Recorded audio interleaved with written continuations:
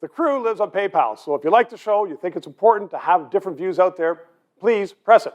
Amanda Galbraith, she's joining me right now because she is with Navigator and a very, very smart and astute observer of what's going on in Canada. Everybody has seen pictures of the mob pulling down a statue, whether it be Queen Victoria or Queen Elizabeth or Sir John A. Macdonald, Ryerson.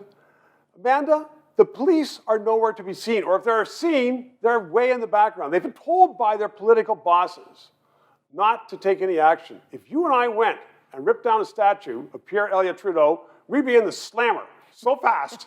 That'd be amazing. So are we so politically correct now that people can break the law and deface public property and get away with it? I don't know if I agree with that. I think that police make decisions about what's safe and what's not safe, right? Like, I don't want a police officer to get injured because he's defending a statue. Like, what about if they pulled it down? These people are not experts at pulling down statues. So if they pulled down a huge statue of Queen Victoria, and it was a large one, and somebody got squished.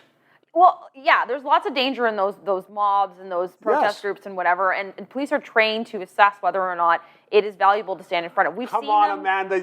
Yes, they are trained to assess it, but you know they've been told, do not interfere. I actually think the police have been told, like, they make an assessment to say, I'm not interested in frankly, risking my officers for the sake of a hunk of metal. Like, and I support that. I'm not one to go around ripping down statues.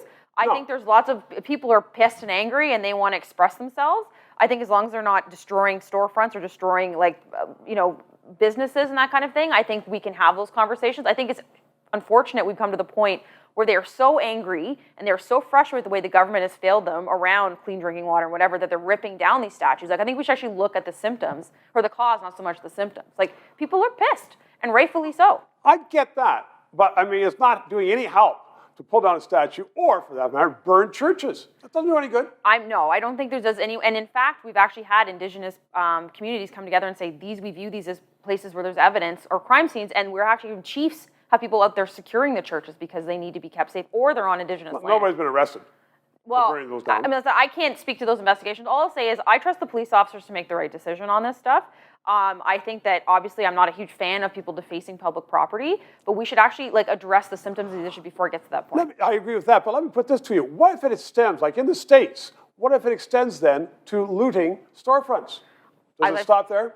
Well, no, I think that's when police should step in if it's safe to do so and say no. Wait a second, if it's safe to do so. I mean, if somebody is smashing and grabbing a storefront, I mean, they have to, uphold the law. They should uphold the law, but I don't want a police officer to die for the sake of a handful of clothes. Like, I don't think it's that important. I think that's what insurance is for. I'll leave it at that one. You and I disagree on this one, but that's okay. Amanda, it's always a pleasure. Thanks very much. Thank you. 3 minutes. Our Prime Minister, Justin Trudeau, recently stood up in the House of Commons and prefaced his remarks by saying, and we will only work from the facts, quote, unquote, and then proceeded to lie by saying Britain was in a horrible, horrible third wave, trying to show, in fact, that Canada was not the worst in the world. Britain, though, had vaccines. Canada did not.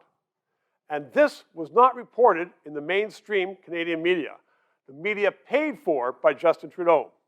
All of which, I'm telling you, is that it's important to have this 3-minute interview. Please subscribe, ask your friends to subscribe, and press that PayPal thing so we can continue on to bring you the news you otherwise might not know.